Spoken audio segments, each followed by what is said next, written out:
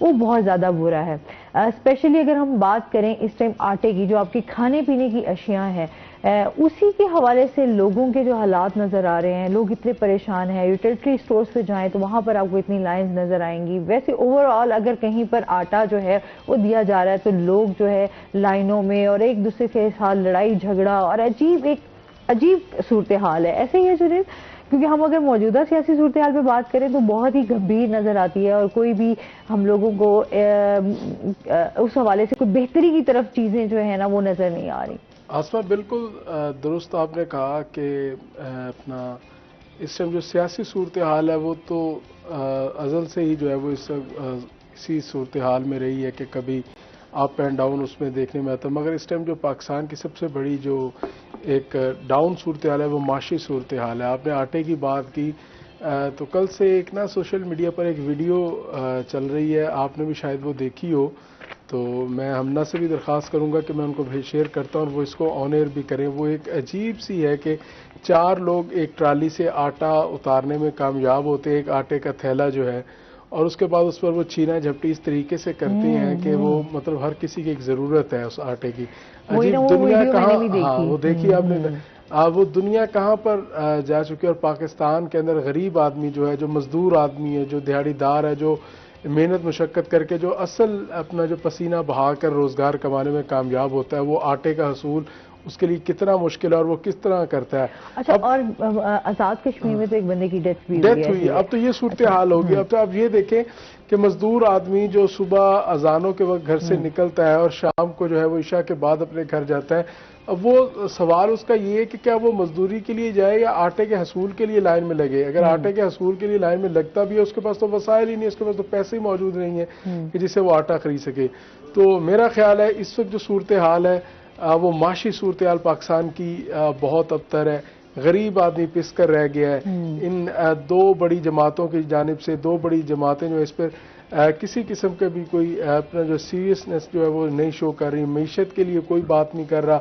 अब तो बड़ी जो जमातें हैं, बड़े कायदीन जो हैं जो अपोजिशन में मौजूद हैं, उनकी तो ख्वाहिश है कि पाकिस्तान डिफ़ॉल्ट कर जाए। आए रोज़ वो इस किस्म की खबरें जो है वो देखने में आती हैं जी पाकिस्तान डिफ़ॉल्ट करने वाला है, इतने ज़खायर रह गए और इतने पाकिस्तान की माशी सूरत कुछ दिन पहले भी यही बात कर रही थी जुनेद। हमारे अपने जो लीडर हैं, जिनको हम कहते हैं ये लीडर हैं, हमारी हुकूमत में इस टाइम जो है वो मौजूद भी हैं, तो वो उनकी अपनी स्टेटमेंट्स और अपनी उनकी ये बातें आ रही हैं कि जी जो पाकिस्तान है वो बंद होने जा रहा है, मुल्क जो है वो बिल्कुल अब हमारे पास इंपोर्ट करने को भी पैसे नहीं है, हमारे पास एक्सपोर्ट के लिए भी नहीं है कुछ भी, हमारे कारखाने बंद हो जाएंगे, हमारा जो है इस टाइम इंडस्ट्रीज बंद हो जाएंगी, तो फिर मुल्क कहाँ जाएगा, अवाम कहाँ जाएगी। मतलब इस टाइम अपने ही लीडर, हमारे जो मौजूदा हुकूमत के लोग हैं, जो इदारों के सरबराह हैं, वो ही अगर हमें इस तरह की चीज़ें बता रहे हैं, तो फिर एक आम बंदे के लिए आप सोचें कि इस टाइम वो किन हालात से गुजर रहा होगा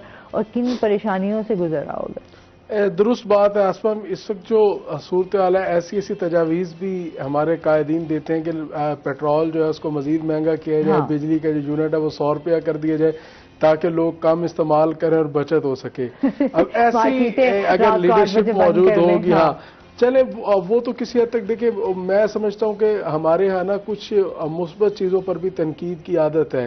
अगर मार्केटें रात को 8 बजे या 10 बजे अगर बंद होती हैं तो इसमें किसका मतलब कोई नुकसान, तो जिसने चीज़ खरीदनी है वो तो दिन के उजाले में भी खरीद सकता है। अब ये देखिए मैरिज हॉल, कोरोना वाले डेज थे तो ऑब्वियसली चीजें उस पर भी देखे रिकॉर्ड सेल्स हुई लोगों की। मतलब ये तो चीज समझ आती है। दुनिया जो है, अगर हम अमेरिका की मिसाल लेते हैं जो हमारा आइडियल है, तो पूरी दुनिया उसको आइडियल मानती है, पाकिस्तानी कौम भी अक्सर मानती है। वो देखे वो सुबह उठते हैं और वो मतलब अपनी जो चीजें उनको बर वक्त जो है वो क्लोज करते हैं। हमारी आदत क्या, हम 10 बजे शुरू होते हैं, 10 बजे जो है वो हमारी दिन होता। अब मुल्तान गुलगश्त की बात की जाए तो कहा जाता है कि 10 बजे गुलगश्त उठता है। लाहौर जो है वो कहा जाता है कि रात को जो है वो 10 बजे उठता है।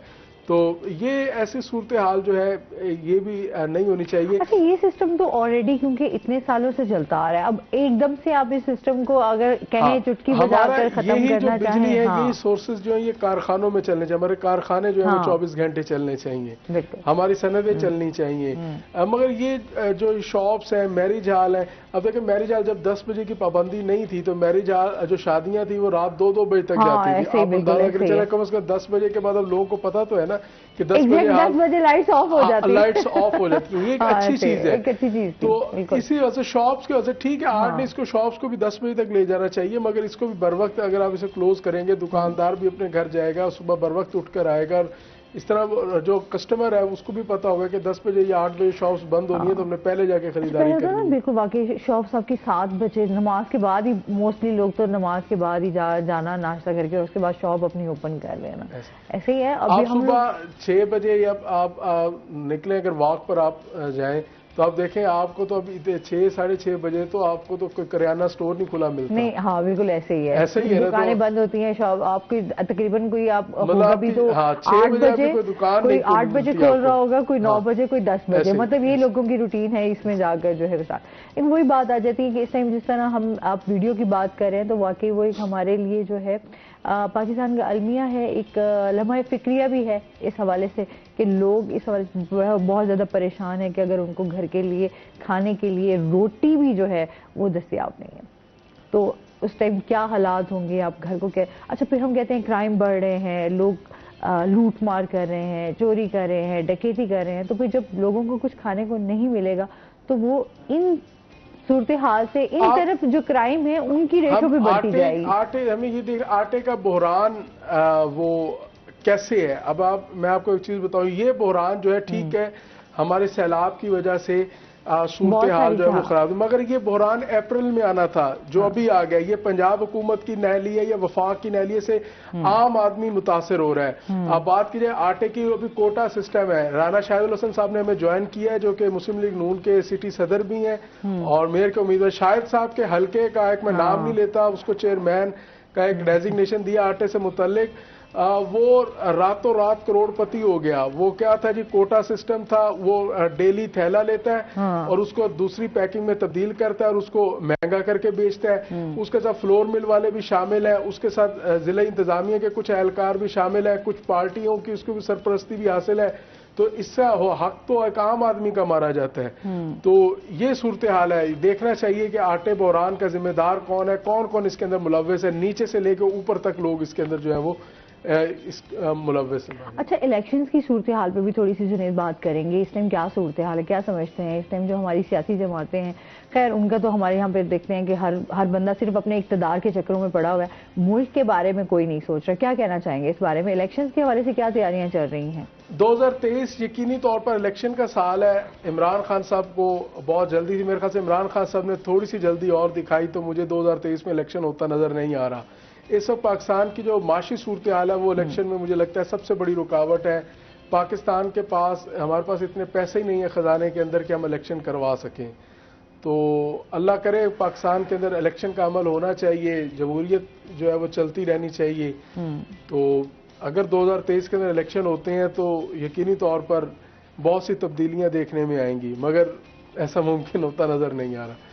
बहुत सारी चीज़ें हम सिर्फ यही कह रहे थे, हमें बहुत उम्मीदें हमारी बहुत ज़्यादा जुड़ी हुई हैं। हम जो है ना, जब हम अपने सियासी जमातों की तरफ देखते हैं तो बस फिर कहते हैं कि अल्लाह ही मालिक है। अच्छा जी, हमारे साथ हैं जी इस टाइम उन्होंने ज्वाइन किया, राना शाहिद हसन हमारे साथ मौजूद हैं जो कि सिटी प्रेसिडेंट हैं। अस्सलाम वालेकुम, कैसे हैं आप? ठीक ठाक हैं? वेलकम करते हैं अपने शो में आपको। अच्छा सर, थोड़ा सियासी सूरत हाल पे आप पे भी थोड़ी सी बात कर लेते हैं, आप क्या कहना चाहेंगे इस बारे में? पहले तो मैं आपका शुक्रिया अदा करूँगा, और अभी आते हुए फोग थी, मैं थोड़ा सा लेट हो गया क्योंकि हमने नहर वाली तरफ से आते हैं तो वहाँ पे काफ़ी फोगी वेदर हुआ था। सियासी सूरत हाल पे भी फोग आई हुई है इस वक्त। ये आपने अच्छा जवाब दिया। ये आपने अच्छा जवाब दिया वाकई। लेकिन ऐसी बात नहीं है, हम तो तैयार हैं इलेक्शन के लिए, जब मर्जी ऐलान कर दें। अभी क्योंकि ज़िमनी इलेक्शन भी हमने यहाँ पे लड़ा है और लड़के दिखाया अल्हम्दुलिल्लाह, तो इलेक्शन होने चाहिए। लेकिन अभी जो मुल्क के जो हालात हैं वो माशी तौर पे बहुत हम पीछे चले गए हैं, उस पर अगर ये कहते हैं कि भाई हमने जो हुकूमत ली है, हुकूमत के लिए नहीं, पाकिस्तान को बचाने के लिए की है, और मुल्क तो उस वक्त डिफॉल्ट कर गया था तकरीबन।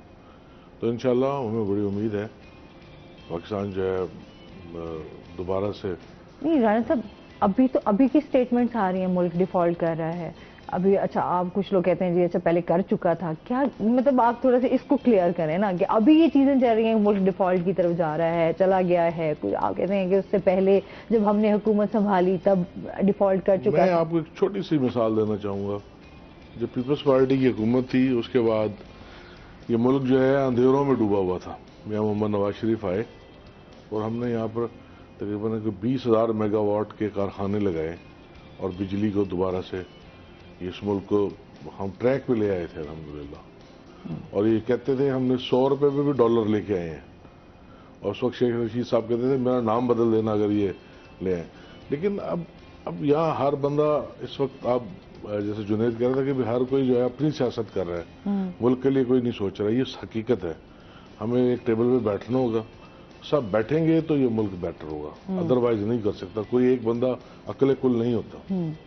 अब मेरे ख्याल में ब्लेमिंग गेम्स जो है वो खत्म होने चाहिए, है ना। अभी जो मुल्क के हमारी मईशत का हाल है, आम बंदा परेशान है, महंगाई इतनी बढ़ गई है, बेरोजगारी बढ़ गई है, हो गई है, लोग परेशान हैं, नौजवान परेशान है। तालीम की हम बात करें तो तालीम के हवाले से हम बहुत पीछे रह गए। अच्छा, टेक्नोलॉजी की अब जितनी भी जिद्दत आती जा रही है, लोग कहाँ जा रहे हैं, और हम लोग अभी तक वही आटा, कपड़ा, रोटी, मकान, इन्हीं चीजों में ही उलझे हुए हैं, इन चीजों से बाहर ही नहीं निकल पा रहे। इलाज है तो हमारा दिन ब दिन महंगा होता जा रहा है। हमारे हॉस्पिटल्स की जो हालत है वो अल्लाह माफी दे। इस टाइम जो सूरत हाल है, एक गवर्नमेंट हमारे पास एक निश्तर है, और निश्तर की सूरत हाल आप बेहतर जानते हैं कि इस टाइम वहां पर क्या हो रहा है। मैं ये समझता हूँ कि हमारे ग्राउंड जो है वो वीरान हो गए हैं, और हमें अपनी पॉलिसीज को चेंज करना होगा। जब हम लोग स्कूल में पढ़ते थे तो इंटर स्कूल चैंपियनशिप हुआ करती थी, और ग्राउंड आबाद थे, और बड़े हम लोग ज़ौक और शौक से उसमें हिस्सा लिया करते थे। एक तो इस मोबाइल ने भी हमें बहुत बर्बाद करके रख दिया। हम जो है वो हर बंदे को अपनी पर्सनल स्क्रीन में लगी है, तो हमने वो ग्राउंड्स भी हैं जो है वो हमारे वीरान हो चुके हैं, उनको भी हमें आबाद करना है, और वो हमने अपने बच्चों को उस तरफ लेके आना है। उसी हवाले से भी हमारे एक दोस्त हैं, हमारे भाई हैं बाबर शाह साहब, उन्होंने एक बड़ा अच्छा इवेंट किया, और उसमें जुनैद भी आए हैं। तो इस तरह के इवेंट्स हमें करने चाहिए। तो मैं ये समझता हूँ कि जिस मुल्क के ग्राउंड आबाद हो जाते हैं वहाँ से फिर ये मेडिसिन और ये हॉस्पिटल का रुझान कम हो जाएगा। बिल्कुल ऐसी है। अच्छा, आपके समझ से मौजूदा हुकूमत आप लोगों की नून लीग की है। जी। अभी तो नून लीग से तो लोग बड़े नाराज नजर आते हैं, क्या कहना चाहेंगे इस बारे में? यकीनन मैं ये समझता हूँ कि इस वक्त जो सूरत हाल है वो ऐसी ही है, लेकिन उसके लिए फिर मैं यही बात कहूँगा, हम सबको बैठना पड़ेगा टेबल पे। हम सब बैठेंगे तो हम फिर मुल्क को बेहतरी की तरफ लेके जा सकते हैं। क्योंकि हमें तो एक दफ़ा ये समझ आ गई थी, तो हमने COD साइन किया था, चार्टर ऑफ डेमोक्रेसी। और मैं आप ये बात लिख लें, इमरान खान को भी समझ आएगी, और फिर ये कहेगा नहीं आए आप बैठते हैं टेबल पे, हम COD साइन करते हैं कि हमने इकट्ठे मिलकर मुल्क को चलाना है। और ये बड़ा जरूरी है। अब तो हम लोग इन चीजों को फेस नहीं कर सकते आगे। इतनी जो आगे तबाही है वो लोग बर्दाश्त ही नहीं कर सकेंगे। हम लोग ऑलरेडी इतने क्राइसिस में हैं, फिर इतनी सारी चीजों से हम फाइट कर रहे हैं, तो फिर किस तरह हम जो है कहें कि इस टाइम जो अगर कोई बंदा अपनी जगह पे खड़ा होकर कहे कि जी सब कोई तब्दीली ऐसे आ जाए, तो ऐसे नहीं आ सकती। अच्छा, इसके साथ साथ आपसे जानना चाहूंगी जुनैद, हम लोग इस टाइम PDM की अगर हम बात करें तो आप क्या देख रहे हैं? PDM का यहाँ पर जो है वो मजबूती नजर आ रही है या नहीं? क्या आगे बढ़ सकेगी? पंजाब लेवल पे बात की जाए तो PDM में एक बड़ी जमात है, वो मुस्लिम लीग नून है, जिसका पंजाब के अंदर एक वाज़े वोट बैंक भी है, वाज़े कारकुनान भी हैं, और पंजाब को वो ऑन भी करती है नून लीग। अगर मुल्तान की बात की जाए तो गिलानी ख़ानदान चूँकि पीपल्स पार्टी में है, तो पीपल्स पार्टी भी मुल्तान के अंदर PDM में एक बड़ी जमात समझी जाती है। हालिया जो अभी इलेक्शन हुआ 157 का, जिसमें अली मूसा गिलानी जीते और मेहर बानो कुरैशी जो है उनको शिकस्त का सामना करना पड़ा, उसकी एक बड़ी वजह ये थी कि वहाँ पर PDM हमें नज़र आई, उसने मिलकर इलेक्शन लड़ा। अब्दुल गफ़ार डोगर हों, राना महमूद साहब हों, राना शाहिद साहब हों, इसके साथ साथ चौधरी अब्दुल वहीद राई हों, इस तरह ये तमाम जो नून लीग के बड़े ग्रुप्स थे, ये कम अज़ कम 157 के अंदर इन्होंने पीडीएम उम्मीदवार को भरपूर सपोर्ट की, जिसकी बुनियाद पर जो है पीडीएम को वहाँ से कामयाबी मिली। मगर जब ये जनरल इसकी बड़ी वजह थी कि अब्दुल गफ्फार डोगर साहब जो मुस्लिम लीग नून के वहाँ से उम्मीदवार थे, उनको पहले राज़ी किया गया, उन्हें मुशीर वज़ीर आज़म जो बनाया गया, उनको भी एक प्रोटोकॉल मिला, जिसकी बुनियाद पर फिर ये सीट निकली और कारकुनान और जो सियासी कायदीन थे वो एक प्लेटफॉर्म पर जमा। मगर जब ये बात जनरल इलेक्शन की तरफ जाएगी तो यकीनी तौर पर गिलानी ख़ानदान जो है इस हल्के की 3 नशिस्तों, शहर की 3 नशिस्तों पर तो अपना क्लेम करते हैं। यूसुफ रजा गिलानी हो, अली मूसा गिलानी हो, अब्दुल कादिर हो, ये 3 कौमी असम्बली के हल्के, और अली हैदर गिलानी चौथे जो है वो एमपीए के कैंडिडेट जिन्होंने जो रनर अप उम्मीदवार रही हैं। तो अगर पीडीएम जो है इनको अपना मुतफिका उम्मीदवार बनाता है तो फिर मुस्लिम लीग नून के जो कायदीन है, जो मुस्लिम लीग नून के जो कैंडिडेट्स हैं, उनके लिए मुश्किलात होंगी। इस सूरत हाल में मुल्तान में तो हम पीडीएम को और उस इत्तेहाद को उस तरीके से नहीं देख रहे, जबकि मजमूई तौर पर भी अगर देखा जाए तो पंजाब के अवाम ने खसूसी तौर पर इस पीडीएम इत्तेहाद को कबूल नहीं किया। उसकी जितने भी ज़िमनी इलेक्शन देखने में आए हैं कि इमरान खान बेशक उनके साथ भी एक बड़ा इत्तेहाद रहा, उनके साथ काफ लीग भी रही और बाकी दीगर जमातें क्या है, तो आज मुल्तान 8वें नंबर पर स्टैंड कर रहा है। अगर बात की जाए धुंध की, तो धुंध ने शहर ओलिया मुल्तान के बासियों को शदीद लपेट में ले रखा है। इसी तरह से अगर बात की जाए धुंध की वजह से फ्लाइट ऑपरेशन की, तो फ्लाइट ऑपरेशन भी जुज़वी तौर पर मुअत्तल कर दिया गया है। इसी तरह से अगर मोटरवेज की बात की जाए तो M4 मोटरवे और M5 मोटरवे हर किस्म की ट्रैफिक के लिए बंद कर दी गई है। इसी तरह से अगर बात की जाए आइंदा 24 घंटों के दौरान की, तो आसमां महकमा मौसमियात की जानिब से ये पेशगोई की जा रही है, आइंदा 24 घंटों के दौरान मुल्तान का मौसम सर्द और बादलों की लपेट में रहने का इम्कान है। इसी तरह से अगर आज शाम की बात की जाए तो शहर ओलिया मुल्तान में महकमा मौसमियात की जानिब से ये पेशगोई भी की जा रही है कि आज शाम को हल्की बूंदाबांदी होने का इम्कान भी मौजूद है। अगर धुंध की वजह से बात की जाए हदे निगाह की, तो हदे निगाह काफी मुतासिर हो चुकी है। इस वक्त मुल्तान में हदे निगाह तकरीबन 70 से 80 मीटर के दरमियान रह चुकी है। इसी तरह से अगर बात की जाए गुज़िश्ता दिनों की, तो कल भी मुल्तान में काफी ज्यादा धुंध का राज दिखाई दे रहा था और महकमा मौसमियात की जानिब से ये पेशगोई भी की जा रही है, आइंदा 24 घंटों के दौरान मुल्तान का मौसम शदीद सर्द और धुंध की लपेट में रहने का इम्कान है। जी आसमां।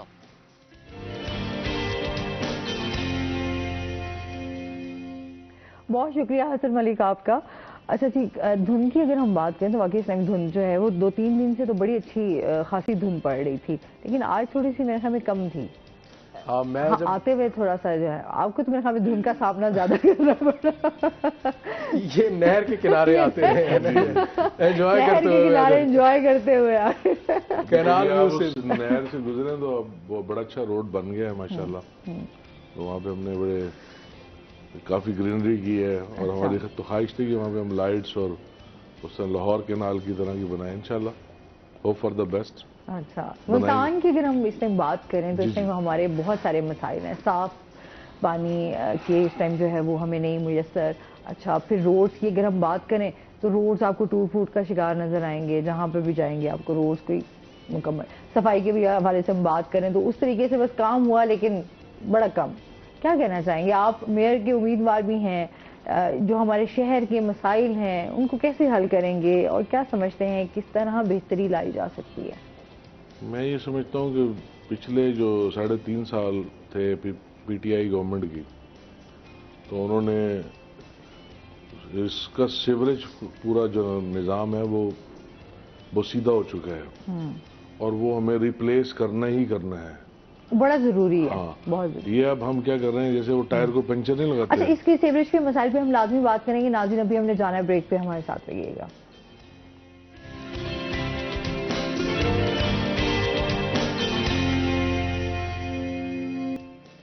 वेलकम बैक नाज़रीन, रोही अटल में आपको खुश आमदीद कहते हैं। बात हो रही थी हमारे यहाँ के शहरी के जो बहुत सारे मसाइल हैं उन पे। जी देखिए, सीवरेज का मसला है, ये बिल्कुल हमें इसको रिप्लेस करना है। अभी हम क्या करते हैं, इसके लिए बड़ा फंड चाहिए। मैं भी परवेज इलाही साहब से भी, इस वक्त चीफ मिनिस्टर हैं, उनसे गुजारिश करूंगा मुल्तान जो है पाकिस्तान का दिल है और ये सेंट्रल प्लेस है। और जब सी पैक के हवाले से भी एक दिन जो है पूरी दुनिया ने यहीं से गुजरना है, तो मैं उनसे ये गुजारिश करना चाहता हूँ कि मेहरबानी करें, जो हमारे फंड्स हैं वो पूरे दें ताकि हमारा ये सीवर का निज़ाम जो है वो बेहतर हो सके। और अब हम क्या कर रहे हैं, जो अपना सीवर का पानी उठा के उसमें साफ पानी में और वही सब्जियां जो हैं वो हम खा रहे हैं, सब्जियां और उसी से हाँ। आप ये सारी जितनी भी प्रॉब्लम्स हो रही हैं, तो मैं इस पे तो हमने एक बड़ा जामे प्लान बनाया हुआ था कि ये रिप्लेसमेंट हमें करानी पड़ेगी। और अगर हम यही किसी भी जापान 1998 में मैं डिप्टी मेयर था उस वक्त, तो जापानीज लोग आए यहाँ पे, जायका वाले, उन्होंने पूरा सर्वे किया था, तो उस वक्त वो लग सकता था सीवर, बस हमारी बदकिस्मती वो ना लग सका। लेकिन अब हमें ये करना पड़ेगा, चाहे इसके लिए हमें जो भी करना पड़े, तो हमें ये पूरा का पूरा निज़ाम ये तब्दील करना पड़ेगा। और वो करेंगे तो फिर हमारी सब्जियां भी साफ होंगी और दूसरे मामला भी हल होंगे। अच्छा, तालीम के हवाले से भी अगर हम बात करें तो यहाँ पर हमें उस तरीके से सहूलियात मैसर नहीं है। गवर्नमेंट स्कूलों की बात करें तो उस तरीके से अभी हम लोग आगे नहीं जा पा रहे, क्या कहना चाहेंगे इस बारे में? हमारी बदकिस्मती ये है कि यहाँ पे दो निज़ाम चल रहे हैं और कोई भी जो है अपने बच्चों को है वो सरकारी स्कूलों में डालने के लिए तैयार नहीं है। अभी इसने एसी उस पर इंडिया ने, जो दिल्ली के वहाँ के सूबे के महाराष्ट्र के सीएम है, उन्होंने इतना ज़बरदस्त सिस्टम दिया।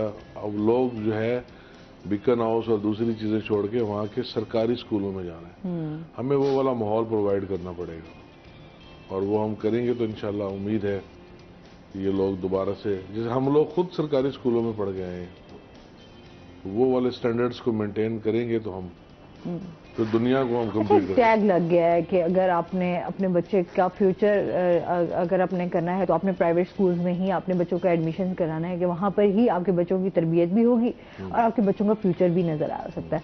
अदरवाइज अगर हम बात करें कि अगर गवर्नमेंट स्कूलों में, तो वो कहते हैं बस ठीक है, जाहिर सी बात है जिस तरह हमारे मईशत के हैं, रोजगार के मसाइल हैं, तो लोग कहते हैं कि ठीक कम जितना हो सके उसी में ही बस गुजारा चल जाए, बच्चा बस पढ़ जाए।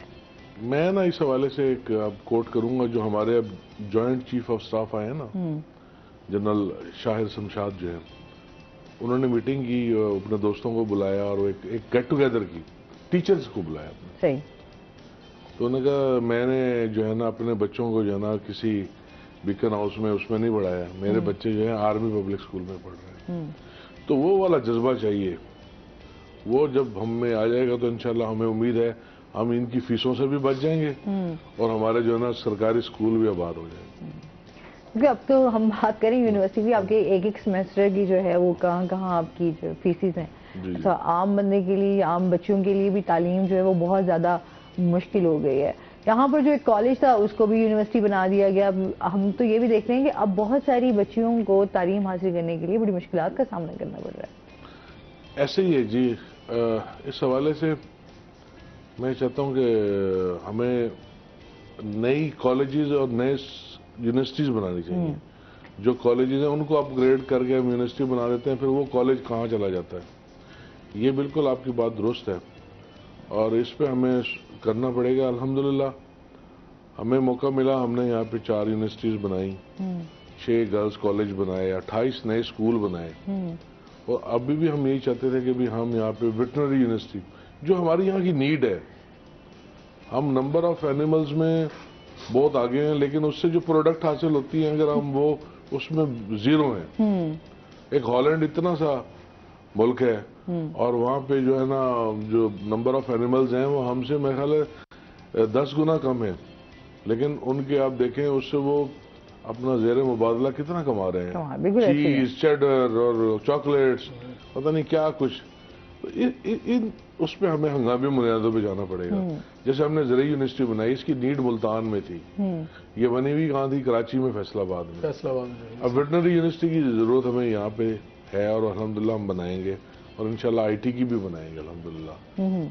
तो ये हमारा ख्वाब है, हम इसे पूरा करेंगे और अपने शहर को भी अपग्रेड करेंगे। मेट्रो भी हमने बनाई थी, मेट्रो 2 भी हम बनाएंगे इंशाल्लाह। लोगों की मुखालफत ली लेकिन बनाई। आज जब वो बच्चे और बच्चियां उसमें ट्रैवल करते हैं तो वो हमें दुआएं देते हैं। जो बच्चे और बच्चियां 20 रुपए में मुमताज़ाबाद से और यूनिवर्सिटी तक चले जाएंगे बाइज्जत तरीके से, तो उन्हें और क्या चाहिए। अच्छा, मेट्रो आने का फायदा तो हुआ, हम मानते हैं इस बात को, रोड्स भी, लेकिन रोड्स हमारी उस तरीके से खुली नहीं है। अब हमारे ट्रैफिक के मसाइल देखें दिन ब दिन बढ़ते जा रहे हैं, कमी नहीं हमको नजर आएगी, बढ़ रहे। मैं बताऊं आपको, ये जिस रोड पे मेट्रो बनी है ना, इसको हमने पहले 120 फुट चौड़ा किया है और उस पर भी हमें ना बहुत से प्रॉब्लम्स आए हैं और अल्हम्दुलिल्लाह हमने किया। हमारा ये गोल था कि भी हमने इसको इंटरनेशनल स्टैंडर्ड पे मेंटेन करना है और 120। उसके बाद हमारा दूसरा टारगेट था ये BCG चौक से डबल फाटक और एयरपोर्ट तक। तो यहाँ पे जो मौसूफ एमएनए हैं उन्होंने उस रोड को खुला नहीं किया बल्कि उसी पर वो अपना कारपेट करा दिया। तो वो तो हमारा मामला तो नहीं हल हो रहे। और वहाँ पे 4 मंडियां हैं, 6, उसका भी हमने पूरा प्लान बना के दिया हुआ था। अगर वो भी हम शहर से बाहर निकालें, अब हम कुछ अपने शहर को मॉडर्न उसकी लुक में लाना चाहते हैं, वो तो ऐसे ही होगा। ये चीजों को बाहर निकालना पड़ेगा। अब मेट्रो बनी है तो आपका जो शहर है वो इंटरनेशनली मेट्रो सिटी हो गया। तो मैं ये कहता हूँ कि ठीक है, सारी चीजें होनी चाहिए, लेकिन मेट्रो भी बननी चाहिए, वो भी गरीब का हक है। उसमें हमारे बच्चे और बच्चे ट्रैवल करते हैं, मेरी बेटियां भी यूनिवर्सिटी जाती हैं उसमें। जाहिर से सफर के हवाले से हम बात करें तो चल आसानियां हैं, लेकिन हम वही बात कर रहे हैं कि हमारे अपने ट्रैफिक के जो मसाइल हैं वो भी बढ़ रहे हैं ना। रोड्स उस तरीके से नहीं है। और रोड की तो हमने रोड की बेहतरी के लिए, जिस तरह अभी आप सेवरेज की बात कर रहे थे, सेवरेज के हमारे मसाइल। अच्छा, पहले रोड, अभी हम चले तहरीक इंसाफ को छोड़ के जरा पिछले उसमें चले जाते हैं, टेन्योर में जितने भी लोग। उसके लिए मैं आपसे ये कहूंगा कि पहले हमें अपनी कौम को एजुकेट करना पड़ेगा कि ट्रैफिक के क्या असूल हैं और किस तरह से हमने चलना है। आप अगर लंदन गई हो तो वहाँ पे इससे भी छोटी सड़कें हैं और इससे मेरे ख्याल 1000 गुना ज्यादा ट्रैफिक है, लेकिन वहाँ ब्लॉक नहीं होती, सेंस है। ये तो लोगों को हमें अवेयर करेंगे। अभी हम जब रोड पे चले गए, इतने खुले खुले हमने रोड बना दिए, तो उसमें मोटर्स बाइक्स का एक अलग रोड है और वो जो दूसरे चिंची हैं उनके लिए ये हमें थोड़ा सा बस हमारे यहाँ कानून है ना, कानून के ऊपर कभी अमल नहीं होता। ये हमारा हमेशा से मसला। मेट्रो के हवाले से असमा, आपने रोड यकीनी तौर पर मुल्तान के जो है वो काफी जो है वो हल तलब मसाइल है उसके अंदर। मगर आप ये देखें कि मेट्रो बनने से शाहिद भाई ने कहा कि ऐसी सूरत हाल थी कि पहले आप अपनी गाड़ी पर या आपने अगर जल्दी जाना हो तो अब अपना ये हाफिज जमाल से लेकर 14 नंबर तक आप नहीं जा सकते थे। मगर जब से मेट्रो बनी, रोड खुले किए गए और वो लोगों को अदर के उनकी जगह भी खरीदी गई, उसके बाद अब कम से कम वो आप वहां से चल सकते हैं। दूसरी बात शाहिद भाई ने ये बात की, लोग एक बात ये कहते हैं कि मेट्रो मुल्तान के अंदर कामयाब नहीं है और मेट्रो जो है वो खाली बसें चल रही हैं। ये अलमिया है कि वो बसें खाली क्यों चल रही हैं, ये अवेयरनेस की जरूरत है। शाहिद भाई ने कहा कि लोग आज भी चिंची रिक्शे पर सफर करते हैं, अपनी सेफ्टी जो है उसको दाव पर लगाकर, मगर सेफ तरीके से मेट्रो पे जाने को कोई तैयार नहीं है। अच्छा, उसके अलावा लोग अपनी गाड़ियों पे जाते हैं, फर्ज करें कि मेट्रो टू मेट्रो रोड भी उन्होंने जाना हो तो भी वो गाड़ी पे जाते हैं, वो मेट्रो पे सफर नहीं करते। एक ये चीज है। अच्छा, दूसरी एक चीज ये है कि तीसरा, जहां तक ये मुस्लिम लीग नून के दौर में बनी एक फेलियर, शायद भी इस बात को माने कि हमारा जो मेट्रो रूट था वो उस तरीके से डिजाइन नहीं किया गया। मेट्रो रूट को ना ही इस वक्त जो है वो कचहरी लगती है, ना ही कोई जो बड़ा अस्पताल है, निश्तर की बात की जाए ना वो निश्तर लगता है, और इस तरह जो दीगर ना रेलवे स्टेशन आता है, इस तरह के दीगर जो अहम जगह हैं उनको मिस किया गया। सिर्फ एक बहाउद्दीन ज़िकिया यूनिवर्सिटी और जो है वो एक विहाड़ी चौक, एक 2 अहम जगह हैं जो लगती हैं अड्डा। अगर बहाउद्दीन ज़िकिया यूनिवर्सिटी की बात की जाए, मैं समझता हूँ कि मतलब शटल सिस्टम एक ऐसा था कि जिससे स्टूडेंट्स का गुजारा हो रहा था। अगर कोई मेट्रो तक जाता भी है, बहाउद्दीन ज़िकिया यूनिवर्सिटी के गेट पर अगर मेट्रो उतारती है उसको, तो गेट से लेकर अंदर जाने का एक बहुत बड़ा जो फासला है, तो वो भी उसको आगे अपनी कन्वेंस या एक सवारी का होना या शटल उसको हासिल करना जरूरी है। तो किसी हद तक एक रूट को बेहतर करना चाहिए था, मगर उसके बावजूद मेट्रो जो है वो मुल्तान के अवाम के लिए एक बड़ा तोहफा भी है। मुस्लिम लीग नून की जानिब से, ये राना महमूद साहब की जानिब से और दीगर जो कायदीन है नून लीग के, उनकी जानिब से और इसके साथ साथ शहरियों को किसकी जानिब हमें कैंपेन भी चलानी चाहिए थी कि मेट्रो का इस्तेमाल करें, अपने फ्यूल की बचत होगी और उसके साथ साथ जो है वो बेहतर उनको सेफ्टी के साथ जो है वो सफर करना मिलेगा। तो रूट के बारे में हम शायद साहब से मिला मैं आपको बताना चाहता हूँ, मैं ये एक रूट नहीं था हमने एयरपोर्ट से भी इंटरकनेक्ट होना था, हमने रेलवे उससे भी कनेक्ट होना था और हमने जो मज़ाफात हैं उनसे भी कनेक्ट होना था। ये पूरा वो एक जिस तरह लंदन ट्रांसपोर्ट सिस्टम है वो होना था। ये तो पहला हमारा रूट था जो हम उसमें हमें इतनी हर्डल्स आई कि हमारे अपने लोग हमारे एंटी खड़े हो गए कि ये आप क्या कर रहे हैं। हमने कहा आप एक दिन हमें दुआएं देंगे।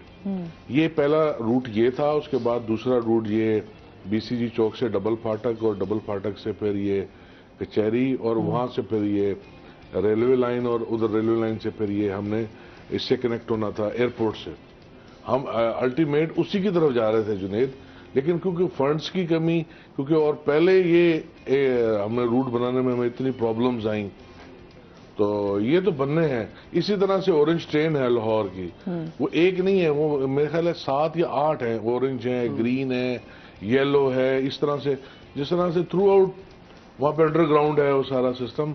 हम उसी पे जा रहे थे। हम लोगों को मॉडर्नाइज सिटी में इंशाल्लाह इंडेक्ट हमने कर दिया। हम देखते हैं कि वहाँ पर जो रूट्स बनते हैं, क्योंकि बहुत लंबा वहाँ पर तो बहुत ज्यादा लोगों का जो सफर है, ट्रैवलिंग है, वो बहुत ज्यादा है। तो उस हवाले से एक बड़ा सिटी भी है, वहाँ पर मेट्रो की वाकई जरूरत भी थी। और अगर ऑरेंज ट्रेन चली है तो अच्छा, ऑरेंज ट्रेन से भी काफी लोगों को ना इस पे भी क्रिटिसाइज किया गया, ऑरेंज ट्रेन को भी। वो अब देखे ना, अभी हमने क्या वो पुराने वो पत्थरों वाले दौर में रहना है क्या? हमने अपने शहरों को अपग्रेड नहीं करना? मेरी ख्वाहिश अल्लाह मियां ने अगर मुझे मौका दिया तो मैं अपने शहर के लिए बड़ी ख्वाहिशात रखता हूँ और मैं बहुत सी चीजें यहाँ पे लाना चाहता हूँ। अच्छा, ये तो हर जो बंदा शहर में रह रहा होता है वो तो यही चाहता है ना कि हर तरह की सहूलियात उसको मिले। अच्छा, बहुत ज्यादा चीजें जैसे हम शहर को कहते हैं कि हमारे यहाँ पर नीट एंड क्लीन हो, हर चीज को अपग्रेड होना जरूरी है। तो ये तो अभी हम जो देखते हैं, जो शहर की सूरत हाल है वो कहीं से अपग्रेड होती दिखाई नहीं देती। सिर्फ मेट्रो अगर है तो बाकी मसाइल भी तो है ना, उनको कौन हल करेगा? इस पर मजीद हम बात करेंगे नाज़रीन। अभी हमने जाना है ब्रेक पे, हमारे साथ रहिएगा।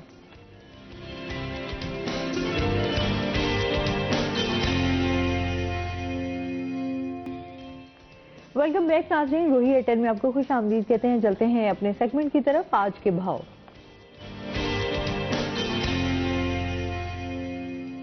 शकील सुल्तान हमारे साथ मौजूद हैं। शकील से जानते हैं आज मार्केट में सब्जियों फलों के क्या रेट्स हैं। जी, मुल्तान शहर की मार्केट में सब्जियों और फलों की कीमतें एक दफ़ा फिर आसमान को छूने लगी हैं। सब्जियों की बात करें, आज के ताज़ा भाव को देखें। लहसुन 400 में, अदरक 320 में, लीमू 160 से 240 रुपये फी किलो के हिसाब से दस्तयाब है। इसके साथ चंद गैर मौसमी सब्जियां हैं जिनमें भिंडी 400 रुपये फी किलो तक पहुंच गई है। पहले भिंडी मुल्तान और गिरदनवा के इलाकों से आ रही थी, लेकिन अब भिंडी हैदराबाद की आ रही है, उसकी कीमत बहुत ज़्यादा हो गई है। इसके साथ सब्ज़ चना 320 रुपये फी किलो के हिसाब से। सुहांजना जो सब्ज़ी है वो इन दिनों इस्तेमाल बहुत ज़्यादा हो रही है, मौसमी सब्ज़ी भी है, 200 से 240 रुपये फी किलो के हिसाब से मार्केट में दस्तयाब है। दूसरी बुनियादी सब्जियों की बात करें जिसमें हरी मिर्च 160 में, प्याज वैसे ही महंगा है 240 रुपये फी किलो के हिसाब से। अलबत्ता टमाटर ने शहरियों को कम कीमत पर आकर हैरान किया हुआ है। 60 रुपये फी किलो के हिसाब से फ़रोख्त हो रहा है। पहले टमाटर जो है वो 400 तक भी पहुंचा था। इसके साथ जो मौसमी सब्जियां हैं जिसमें पालक, गोभी, मूली और शलजम जो हैं 60 रुपये फी किलो के हिसाब से, जबकि गाजर और आलू जो हैं वो भी 60 से 80 रुपये फी किलो के हिसाब से दस्तयाब हैं। इसके साथ फलों की बात करें तो फलों की कीमतों में हल्का फुल्का उतार चढ़ाव देखा गया है, जिसमें केले जो हैं वो दोबारा महंगे हुए हैं। केले 200 रुपये फी दर्जन तक पहुंच गए हैं। पहले 120-160 रुपये में दस्तयाब होते थे। दुकानदारों का कहना है केले जो हैं वो मार्केट में शॉर्ट होने लगे हैं, जिसकी वजह से केले की कीमत में इजाफा हुआ है। मौसमी फलों ने शहरियों को परेशान किया हुआ है। मौसमी फल जो पहले 20, 40, 60 रुपये फी किलो में मिलते थे वो 100, 120 रुपये फी किलो के हिसाब से फ़रोख्त हो रहे हैं, जिसमें किन्नू, फ्रूट और अमरूद जो हैं वो सरे फहरिस्त हैं। इसके साथ अंगूर जो है वो 400 से 600, अनार 320 से 400, सेब 160 से 280 रुपये फी किलो के हिसाब से दस्तयाब हैं। इसके साथ चंद बाकी फलों की बात करें जिसमें स्ट्रॉबेरी जो है वो 1000 रुपये फी किलो के हिसाब से, खुश्क खजूर 320 रुपये फी किलो के हिसाब से फ़रोख्त हो रही है। ओवरऑल मुल्तान शहर में सब्जियों और फलों में दोबारा जो महंगाई हो रही है वो एक दफ़ा फिर शहरियों को बहुत ज़्यादा परेशान करने लगी है। जी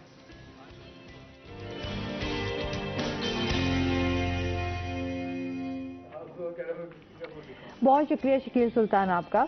अच्छा जी, इसके साथ साथ हम जिस तरह बात कर रहे थे कि हम अपने शहर को किस तरह से जो है वो नीट एंड क्लीन रख सकते हैं, पार्क्स की सूरत हाल भी अब खैर काफ़ी बेहतर हो गई है, क्या कहना चाहेंगे, उसको मजीद किस तरह बेहतर किया जा सकता है? उसमें हम सबको हिस्सा डालना चाहिए और खुसूसन जितने इंडस्ट्रियलिस्ट हैं, हम सबका शहर है उसमें, क्योंकि अब ग्रीनरी जिस तरह मुल्तान में आपको पता है कि यहाँ पर बहुत ज़्यादा थी, अब तो ग्रीनरी जो है वो आहिस्ता आहिस्ता ख़त्म होती जा रही है। हाँ, ये अब की बात ठीक है, लेकिन इसमें हमें अपने जिम्मे लेने चाहिए। जैसे हमारी नहर है, इस पे भी लग सकते हैं, और जितनी जगह हैं कोशिश करके हमें प्लांटेशन ज़्यादा से ज़्यादा करनी चाहिए और वो ज़रूरी है। बिल्कुल, ये तो है।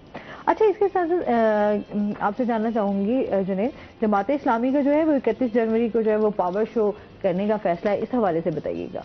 पार्क की जहाँ तक बात है, थोड़ी उसको ये है कि यकीनी तौर पर पार्क जो मुल्तान की उसकी सूरत हाल बेहतर हुई है। इसमें कम से कम जो क्रेडिट जाता है वो एजाज अंजुआ साहब को जाता है, जो कि चेयरमैन है PHA के।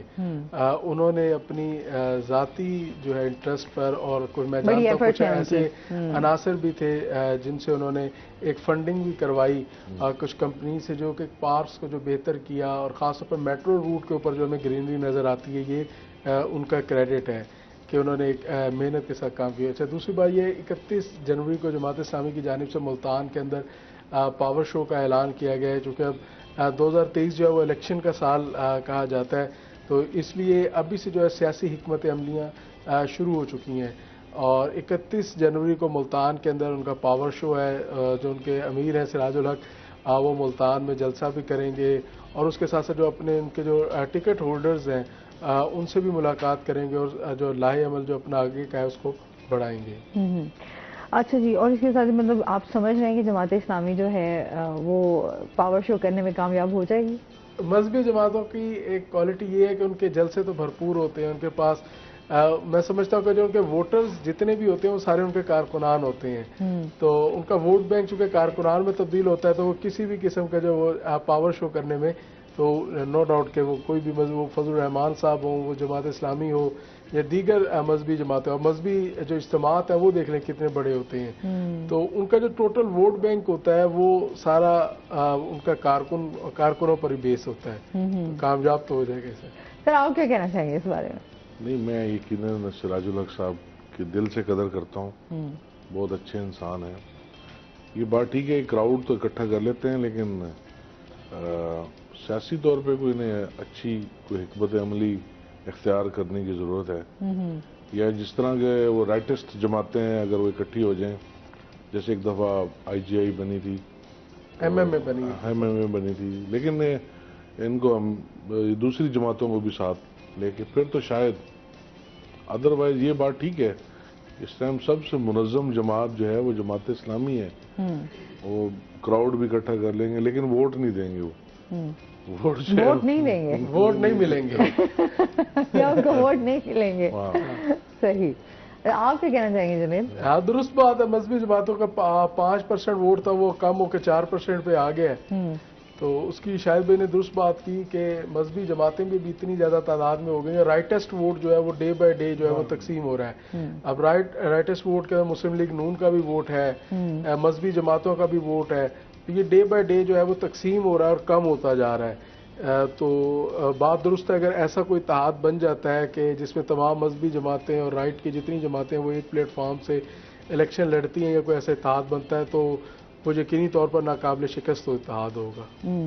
अच्छा, और इस टाइम अगर हम तहरीक इंसाफ की बात करें, तो अब अगर मुल्तान की बात करें तो इस टाइम क्या सूरत हाल है? तहरीक इंसाफ यकीनी तौर पर मुल्तान के अंदर मजबूत दिखाई देती है, मगर इस वक्त 2 तहरीक इंसाफ के मेंबरान सूबाई असम्बली जो हैं उनमें से किसी एक का जो कुर्बानी होती हुई मुल्तान में नज़र आ रही है। चूँकि अब हल्का बंदियाँ कुछ इस तरह की हो गई हैं कि उनकी जो बरादरियाँ हैं वो कटती नज़र आ रही हैं, और शाह महमूद कुरैशी साहब इस इंतज़ार में कि पहले ये दोनों अपना फैसला कर लें, उसके बाद उन्होंने किस पर तलवार चलानी है ये वो वक्त साबित करेगा। तो मैं देख रहा हूँ कि एक बड़ा नाम जो तहरीक इंसाफ से जल्द जो है वो मुस्लिम लीग नून में शामिल होगा, और जिससे एक मुस्लिम लीग नून को भी थोड़ा सा बूस्ट मिलेगा मुल्तान के अंदर। आप किसकी जानिब इशारा कर रहे हैं? अगर उनका नाम ले दिया तो वो साहब नाराज हो जाएंगे, लिहाजा इसको भी ये भी चले जुनैद से शामिल पूछ होने ले। के करीब आ जाए, फिर उसका बताएंगे कौन सा। चले, कुछ लोग तो मेरे ख्याल में इशारतन जो है वो ये बात समझ भी शायद सब समझ गए होंगे। इसलिए उनकी मुस्कुराहट बता रही है कि वो समझ गए। इंशाल्लाह जैसे हमने सरप्राइज दिया है अभी यहाँ पे मुल्तान में, नेक्स्ट जो है जनरल इलेक्शन, मतलब हम सारे सरप्राइजेस के लिए बड़े आप सरप्राइज देंगे इंशाल्लाह। रेडी रहे। अच्छा जी, शाहिद साहब हमारे साथ मौजूद रहेंगे, लेकिन हम जुनैद का शुक्रिया अदा करेंगे। जुनैद हमारे साथ रहे इस सेगमेंट में, और इसके साथ ही नाज़रीन अभी हमने जाना है ब्रेक में, हमारे साथ रहिएगा। जब हम ब्रेक से वापस आएंगे तो हमारे साथ कुछ और गेस्ट मौजूद होंगे।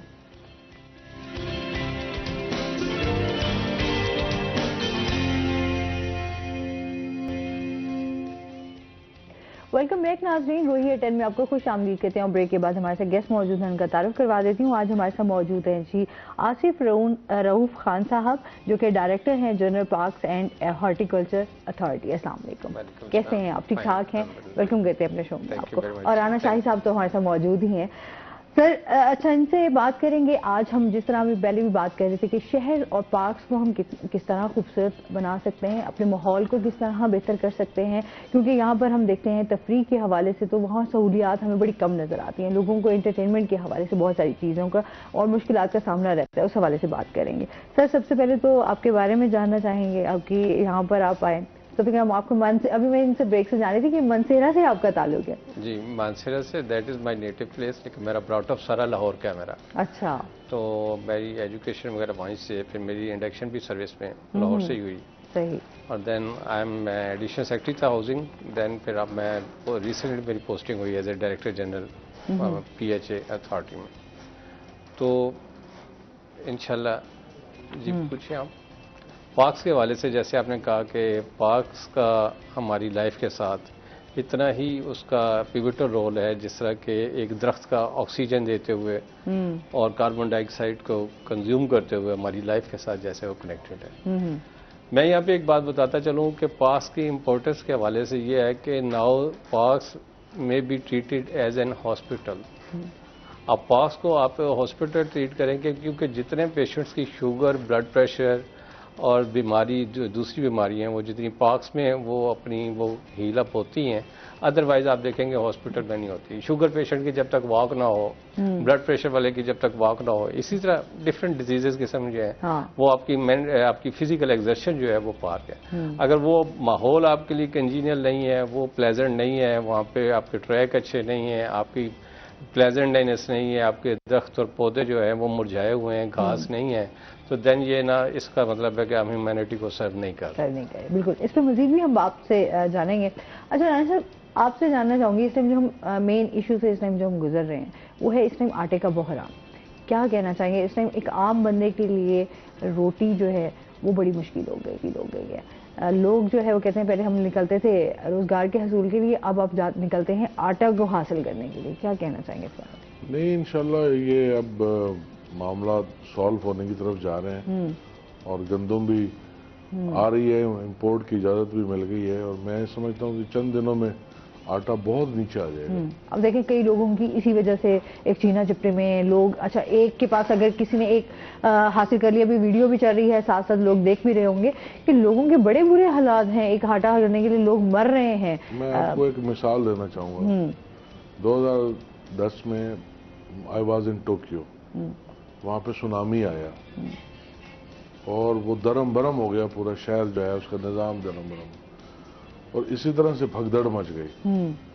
लेकिन वहाँ के हुक्मरान आए, उन्होंने कहा आप जो है ना कोई बंदा भी ये ज़ख़ीरा अंदोज़ी ना करे और इस तरह ना करे, हम हर बंदे को प्रोवाइड करें। आप यकीन करें वो जिन लोगों ने चीज़ें परचेज की हुई थी वो वापस जाके वहाँ पर रख दी।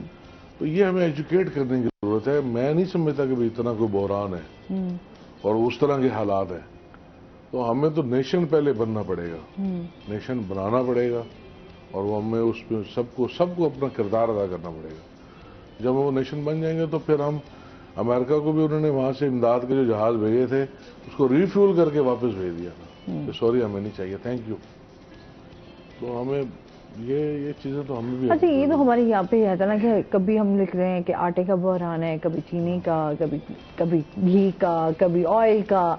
हम तो अभी इन्हीं चीजों में ही फंसे हुए हैं, हम इन चीजों से नहीं कर रहे। जखीरा अंदोजी कर दी जाती है, गंदुम को जखीरा अंदोजी कर ली जाती है, तो लोग तो जाहिर सी बात है वो कहते हैं पेट तो खाना मांगता है ना। नहीं, मैं इस चीज से डिनाई नहीं कर रहा हूँ, लेकिन ये जिस तरह का जो दिखाया जाता है वो है नहीं। अगर आपको मैं सच बात बताऊं कि भाई इंडिया में इस वक्त जो है 30% लोग जो है वो सिर्फ एक वक्त का खाना खाते हैं। अल्हम्दुलिल्लाह इस पाकिस्तान में लोग जो है वो 3 वक्त का खाना खाते हैं, उनको मिलता है। लेकिन हम एक कौम बनने की जरूरत है हमें। वो उस जैसे मैं बता रहा हूँ ना कि उसी लाइन पे हम लाइन और लेंथ पे चलेंगे तो ठीक हो जाएंगे मामला इंशाल्लाह। नहीं, वो तो जाहिर सी बात है, यहाँ पर हमारे जितने मसाइल हैं उनसे तो हम फेस कर रहे हैं। बात ये है कि तमाम लोग देख रहे होते हैं हुकूमत की तरफ कि हमारे जो लीडर हैं वो क्या रोल प्ले कर रहे हैं, कि क्या वो अवाम को जो है वो क्या रिलीफ मिल रहा है किसी भी हवाले से। अब माजरत के साथ कि भाई जैसे हम होंगे वैसे हमारे हुक्मरान होंगे, ठीक है ना। अब यहाँ अब दूध वाले को आप उठा लें, उसमें मिक्सिंग कर रहा है और वो कहता है या अल्लाह तू यहाँ पे सलाउद्दीन अयूबी को क्यों नहीं लेके आता। तो बात यह कि भाई हमें बीइंग अ नेशन चेंज होना पड़ेगा। आई एम सॉरी टू से, हम सब लोग जो है इन मामलात से हमें निकलना पड़ेगा। अगर हमने अपनी लाइन और लेंथ ठीक नहीं की तो फिर हमारा हाल भी जो है बद से बदतर होता चला जाएगा। मैं पिछले दिनों एक डॉक्यूमेंट्री देख रहा था अफ्रीका के कंट्री की, जहाँ पे गोल्ड मौजूद है, जहाँ पे डायमंड मौजूद है, लेकिन वहाँ पे इतनी मार धाड़ है और इतनी भूख नंग है। तो वो हमें अपने आप को ठीक करना पड़ेगा। हमें अपने नबी के और अपने कुरान और सुन्नत पे चलेंगे, मामला ठीक हो जाएंगे, क्यों नहीं होंगे। बिल्कुल। अच्छा सर, बहुत शुक्रिया, बहुत अच्छा लगा आप हमारे शो का हिस्सा बने, थैंक यू सो मच। अच्छा जी, वापस आते हैं अपने टॉपिक की तरफ। जिस तरह हम बात कर रहे थे कि यहाँ पर पाक की सूरत हाल क्या है, क्या कहना चाहेंगे आप इस बारे में? मैडम, इसमें ना हमारे पाक से हवाले से तो 2 सिचुएशंस जो हैं वो बड़ी गंभीर किस्म की हैं। एक तो ये कि प्लांटेशन कर देना और उसको सोर्स आउट कर देना, ये कोई इशू नहीं है। लेकिन बात बनती है जब उसकी मेंटेनेंस में जो प्रॉब्लम आती है या वहाँ पे जो थेफ्ट का जो है वो प्रोसेस जो है, मतलब जो चोरियां हो जाती हैं पास के अंदर, वायर चोरीज हो गई, मोटर्स चोरी हो गई, ये और डे बाई डे ये मैंने अभी भी मैंने इस वीक में 2 FIRs जो है ना वो मैं कंसर्न CPO को मैंने लिख के भिजवाई हैं कि उसके हवाले से कुछ हमने कोई ट्रेस भी कर लिए हैं, कुछ चोर जो हैं फिर रात को आधी रात को चोरी करते हुए। मतलब हमारा जिना पार्क वो इतना बड़ा पार्क है कि उसमें जो है जो हमने अब वैसे एडवर्टाइज की है, हम हमारी रिक्रूटमेंट हो रही है इस हवाले से कि वो हम डिप्लॉयमेंट ऑफ जो है ना सिक्योरिटी गार्ड्स की, वो हमारे पास किल्लत होने की वजह से चीज़ें इस तरह चोरी हो जाती हैं। अगर कैमरे लगाते हैं तो वो फिर कैमरे चोरी हो जाते हैं, मतलब या वो पीछे से चोरी के टाइम स्विच ऑफ हो जाते हैं। मतलब इसमें ना पब्लिक को भी इसमें थोड़ा सा करना चाहिए कि जब हम प्लांटेशन कर देते हैं मुख्तलिफ चौकों पे और उसकी मेंटेनेंस ऑफ कोर्स हमने करनी तो होती है, लेकिन ये कि इसमें पब्लिक का भी उतना ही रोल होता है कि एक चीज़ अगर उनके सराउंडिंग में कुछ अगर हमने प्लांटेशन कर दी है, ग्रीन बेल्ट डेवलप कर दी है, तो उसमें उनके भी इतनी ही जिम्मेदारी है एक आम आदमी की भी उसको लुक आफ्टर करना जितनी कि PHA या PHA के मुलाजमीन की है। हाँ, ये जाहिर है कि ये दोनों जो है हैंड इन ग्लव हैं, पब्लिक हमसे दूर नहीं है और इस तरह PHA के मुलाजमीन और उनकी जिम्मेदारियां जो है ये शहरी की अपनी जिम्मेदारी है, महकमे की अपनी जिम्मेदारी है, आखिरकार दोनों की एक ही जिम्मेदारी है। हमने प्लांटेशन करवानी है, उसको सिक्योर करना है, मेंटेन करना है, पानी देना है, वो हमने ड्यूटियाँ लगा रहे हैं। अब इस हवाले से पहले हमारे एडमिनिस्ट्रेटर्स ड्यूटियाँ लगाते थे तमाम इनके सिक्योरिटी गार्ड्स की वालियों की, वो अब मैंने ऑफिस में ले लिए कि यहाँ से वो ड्यूटी रोस्टम इशू हुआ करेगा ताकि कोई किसी को जो है ना अनड्यू फेवर ना दे सके, कोई ड्यूटी से एब्सेंस जो है एडमिनिस्ट्रेटर की मर्जी पे ना हो सके। उसके बाद फिर वो लाइबिलिटी है, जब मेरा सरप्राइज विजिट होंगे या मेरे डायरेक्टर्स के सरप्राइज विजिट होंगे उसमें हम देखेंगे कि फिर उसमें जिसकी जो लाइबिलिटी बनती है, जिसका घास नहीं है, जिसका पौधा जल गया है, जिसकी आपने देख लें कि उसकी गार्डनिंग अच्छी तरह से नहीं हुई, तो ही विल बी अकाउंटेबल किसकी ड्यूटी है, एक हफ्ते से कौन ड्यूटी कर रहा है। तो चीज़ें जो है ना वो एकदम इस तरह से ना सरफेस पे आनी शुरू हो जाएंगी। जो भी कल्प्रेट्स होंगे they will be handle with iron hand ना उस तरह। तो इसमें ये एक हमारे मेन है। दूसरा, जो हम रोड पे जो इंफ्रास्ट्रक्चर जो डेवलप होता है उसमें हमें एक इशू आता है। अभी मैंने कुछ लेटर्स में लिखे भी हैं, लास्ट मेरी मीटिंग भी हुई थी डिस्ट्रिक्ट एडमिनिस्ट्रेशन के साथ, कि जब भी आप रोड बनाते हैं उसकी साइड पे, तो पहले वो कॉन्ट्रैक्टर जो है ना उस पे वो कंक्रीट फॉर्म में वो सारा वो उसको लेआउट कर देता है। उसके ले के बाद फिर हमें वो बीच पे सेंट्रलाइज कर देता है कि ये जी आपका वो पार्क के लिए ग्रीन बेल्ट, ये साइड पे ये, तो वो नीचे वो कंक्रीट होती है। एटलीस्ट हमें वहाँ पे पौधे जो है लगाने के लिए, प्लांटेशन के लिए 6 फीट जो है ना डेप्थ में वो हमें जो है ना फर्टाइल लैंड चाहिए होती है। तो ये भी एक बड़ा, एक तो गवर्नमेंट का खर्चा ज्यादा होगा, ठेकेदार का भी खर्चा होगा, ये पता नहीं अवेयरनेस का इशू है। इस पे भी हम जो है ना डिफरेंट डेवलपमेंट की जो है स्कीम्स में डिफरेंट कॉन्ट्रैक्टर्स को और डिफरेंट डिपार्टमेंट्स को जो हम इसको ऑन बोर्ड ले रहे हैं। एक इसमें बड़ी मजेदार बात ये हुई कि जो इस गवर्नमेंट ने जो हमारा जो वो किया फाइनल के 1%, हर डेवलपमेंट का 1% वो PHA को देंगे। मतलब कहीं भी डेवलपमेंट होती है वो 1% जो है वो डेवलपमेंट वो जिसमें वो आप नहीं इस्तेमाल करेंगे सिविल वर्क में, वो आप PHA के अकाउंट में देंगे। फिर आप आइडेंटिफाई करेंगे अपनी ग्रीन बेल्ट्स। आपके जो भी प्लान होगा उसके मुताबिक आप कहेंगे जी यहाँ पे हमें इस तरह से ग्रीन बेल्ट चाहिए, यहाँ पे ये हमें पार्क चाहिए, ये फलाना, वो फिर हम डेवलप करके देंगे। इससे एक तो हमारी वर्किंग भी बढ़ेगी, दूसरा उसमें यह है कि काम करने के हवाले से मज़ीद जो है ना हमारी डेवलपमेंट होगी हमारे डिपार्टमेंट की, और इसमें जो है ना काम की मुस्तैदी और इसमें ज़्यादा इंशाल्लाह ये बड़ा अच्छा रहेगा पब्लिक के लिए। सही। अच्छा सर, आपने अवेयरनेस की बात की, तो वाकई हमें एजुकेट करने की बड़ी ज़रूरत है। अवेयरनेस के हवाले से लोगों को बताना भी बड़ा ज़रूरी होता है। अच्छा, यहाँ पर हम लोगों के ये थे कि हमने प्लांट्स तो लगाने हैं, पौधे लगा भी दिए जाते हैं, रोड्स पे भी लगा दिए जाते हैं, बट उनका फिर उस तरीके से ख्याल नहीं रखा जाता, जिसकी वजह से पौधे मुरझा जाते हैं या बिल्कुल ही ख़त्म हो जाते हैं। तो वो एक मेहनत भी आपकी ज़ाया हो गई कि आपने इतनी मेहनत से वो पौधे लगाए और उसके बाद आपने उसके मेंटेनेंस का ख्याल नहीं रखा और वो पौधे ख़त्म हो गए, वो पौधा भी ख़त्म और हर चीज़ से दोबारा से फिर आपने फिर दोबारा से उसको मेहनत को करना है। जिस पौधे ने ख़त्म होना होता है ना जी, वो तो पहले महीने में ख़त्म हो जाता है। हाँ। उसके बाद अगर कोई ख़त्म होता है ना, तो ये डेफिनेटली उसमें 2 चीज़ें हैं कि उसमें एक तो हमारा ब्राउज़र जो है वो पानी की सप्लाई करे। अब इसमें 3 चीज़ें आती हैं। अगर हमारा ब्राउज़र जाता है तो उसका फ्यूल कंजप्शन, फिर अगर वहाँ पे मोटर है तो बिजली का बिल वगैरह। खैर ये चीज़ें अगर अफोर्ड हो भी जाए तो उसके बाद हमने ये देखा कि चौक के ऊपर और ग्रीन बेल्ट जहाँ शहर है वहाँ पे तो चीज़ें ऑलमोस्ट जो हमारी वो ठीक रहती हैं, मेंटेन हो भी जाती है, क्योंकि इर्द गिर्द दुकानदार वगैरह ख्याल रखते हैं। लेकिन वो इसके बाद अगर आप थोड़ा सा लेफ्ट राइट रखें तो जानवर वो उसके लिए 24 घंटे एक पौधे के ऊपर या एक ग्रीन बेल्ट के ऊपर बैठना बड़ा मुश्किल हो जाता है। तीसरा ये कि पार्क के अंदर जो है ना वो उसमें ये होता है कि जो इवेंट्स होते हैं वो पार्क का सत्यानाश कर देते हैं। आपने रात को वहाँ पे पार्क में गए हैं, वहाँ पे पार्क में आपने खाने खाए, चावल, आपने जितना भी ग्रेवी वगैरह वहाँ नीचे फेंक दी, उसके बाद उसके ग्रास की वो कंडीशन नहीं रहती उसे संभालने में। ये स्ट्रिक्टली प्रोहिबिटेड होना चाहिए। लास्ट में हमारी बोर्ड ऑफ डायरेक्टर्स की मीटिंग में चेयरमैन जंजुआ साहब थे, वासिफ राज साहब थे, उसमें मैडम गुल थी। उन्होंने यही हमने पहले तो हमने ये सोचा कि उनको जो है ना बाई कॉस्ट हम इजाज़त दे ही दें, लेकिन फिर उनमें यही वासिफ साहब ने और जंजुआ साहब का यही कहना था कि this way we will be giving a licence to other people कि आप आए जी 30,000 रुपया दें और जितनी वेजिटेशन इसकी जो है वो आप पास की ख़त्म कर दें। फिर उसमें अब हमने फाइनल जो इसमें नोटिफाई कर रहे हैं, आज या कल मैं सुबह उसका नोटिफिकेशन कर दूंगा कि वो 30,000 उसको पेनल्टी मौका पर, और प्लस उसमें ये होगा कि हम उसको जो है ना साथ FIR भी लॉन्च होगी। और इसके अलावा मैं एक व्हाट्सएप ग्रुप बना रहा हूँ जिसमें तमाम डिस्ट्रिक्ट एडमिनिस्ट्रेशन और बाकी लोग शामिल होंगे कि जिस पार्क की भी तस्वीर आएगी अगर अपलोड होगी उसी टाइम डेट और टाइम के साथ, फिर उसको छोड़ना मुश्किल हो जाएगा क्योंकि वो सबके नोटिस में आ गया होगा। सही। तो ये कुछ हमारी है इस तरह की इनिशिएटिव जो हम ले रहे हैं इस वक्त। सही।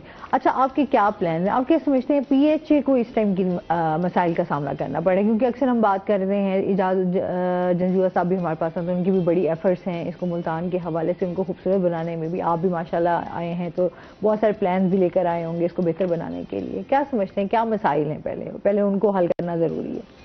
देखिए, PHA के मसाइल तो पहले जैसे मैंने अभी गुजारिश की आपसे कि पहली बात तो ये है कि जो ड्यूटी पर है वो अकाउंटेबिलिटी के साथ हो। सही। ये नाम नहाद ड्यूटी ना हो गई, जिस टाइम कॉल किया, जिस टाइम विजिट हुआ वो आ जाए, विजिट पहले लीक हो जाए।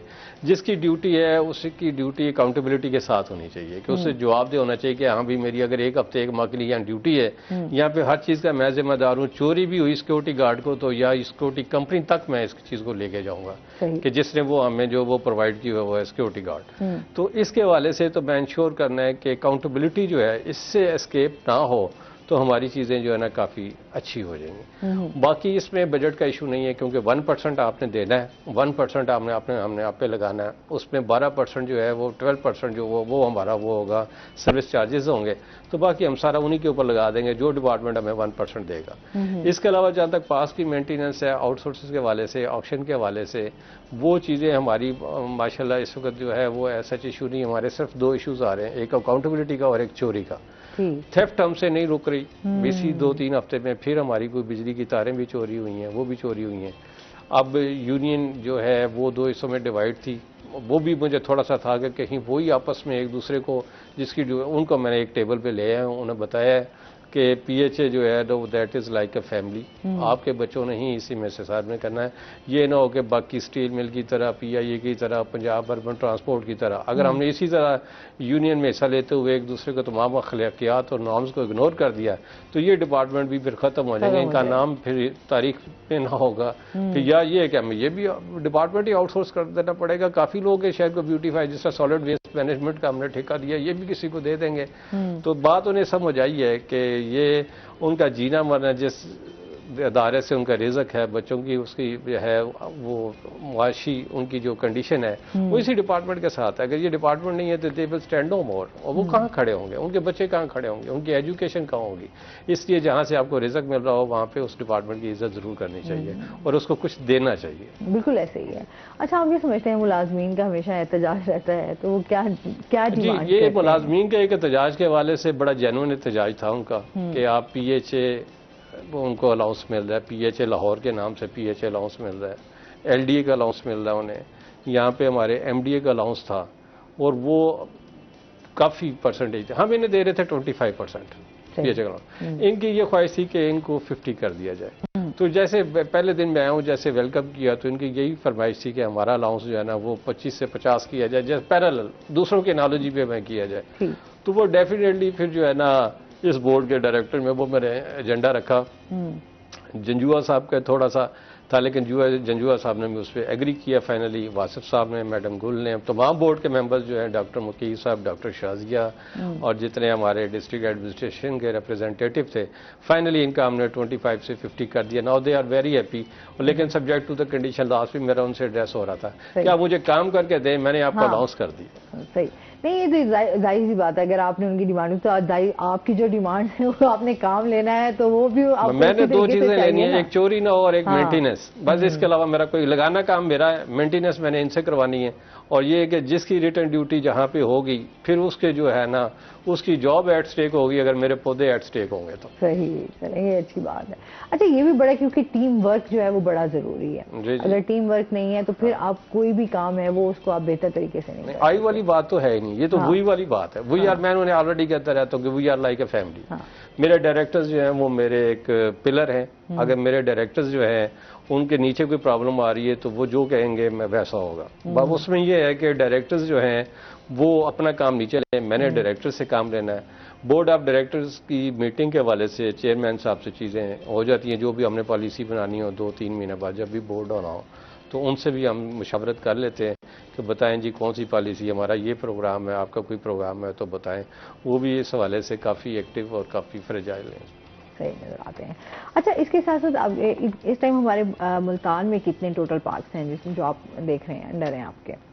देखिए हमारे डिफरेंट पार्क्स हैं, उसमें तो वैसे हर जगह पे हर गली मोहल्ले में पार्क हैं, वो 126 तक जाते हैं हमारे टोटल पार्क जो मुल्तान में। लेकिन हम ये सिर्फ मुल्तान डिस्ट्रिक्ट तक ही कन्फाइन नहीं रह गए, अभी हमारा एक बहाड़ी का प्रोजेक्ट है। बहाड़ी में हम जो है क्या उसका नाम है, अभी हमने 2D आज हमने भेजनी है डीसी साहब को, फिर कल 3D के बाद मेरा एक विजिट होगा, फिर उनकी वो मीटिंग होगी एक हमारी, उस मीटिंग में फिर हम चीज़ें लाएमल करके तो हम बिहाड़ी में भी काम करें, पूरी whole division, not in district Multan.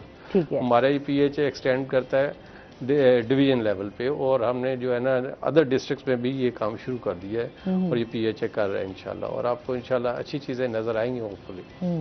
चलें जी, ये तो हम चाहते हैं कि हमारे जो यहाँ के पार्क्स हैं वो बड़े खूबसूरत नजर आए, जब आप वॉक करने जाएं तो आपको एक अच्छा माहौल मिले, आपको इस तरह का, जिस तरह अक्सर हम देखते थे पार्क्स की सूरत हाल इतनी बदतर हो चुकी थी कि आपको अक्सर तो वहाँ पर आपको नशे ही नजर आते हैं, या वो सोए पड़े हैं या वो बैठे हैं, यहाँ पर इस तरह के कि लोग डरते थे पार्क्स में जाने के लिए। देखिए वर्ड्सवर्थ का एक स्लोगन था back to nature, nature is with streams and with plantations and trees. आप देखेंगे एक खूबसूरत सीनरी आपके कमरे में दीवार में तस्वीर लगी हो तो आपको अपनी रूह पे उसका एहसास देखें, बिकॉज क्योंकि आप नेचर से कट ऑफ इतना नहीं हो सकते जितना जो है अदरवाइज तो आपकी लाइफ है नेचर के बगैर तो। और अगर पार्क में जाएं और आपको नेचर के पूरे तकाजे ना मिले तो वहाँ पे जहाँ DG मुजरम होगा, जहाँ डायरेक्टर मुजरम होंगे, वहाँ पे पूरी टीम या मुजरम होगी। लेकिन ये है कि मैं फिर आपके थ्रू मुझे एक मौका मिला है वो आवाम तक पैगाम देना चाहता हूँ कि पौधों का इसी तरह ख्याल रखें जिस तरह अपने बच्चों का ख्याल रखते हैं।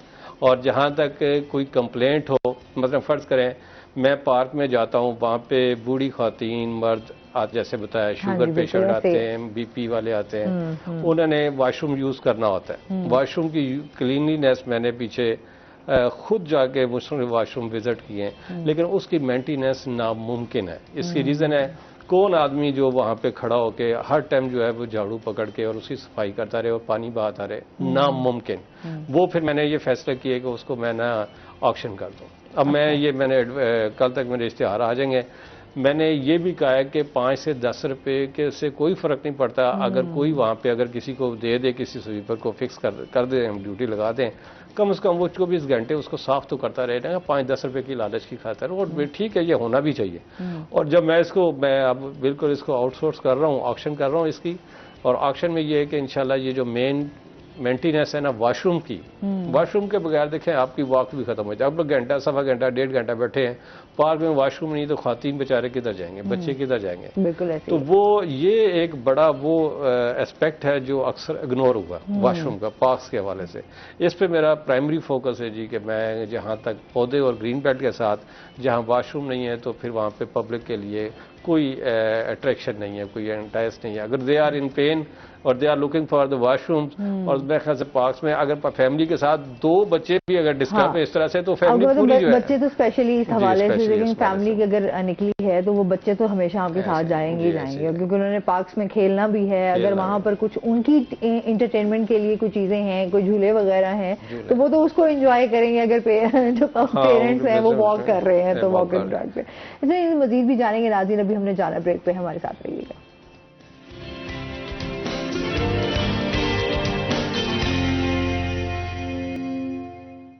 वेलकम बैक नाज़रीन, रोही एयरटेल में आपको खुश आमदीद कहते हैं और ब्रेक के बाद चलते हैं अपने सेगमेंट की तरफ, हेल्थ टिप।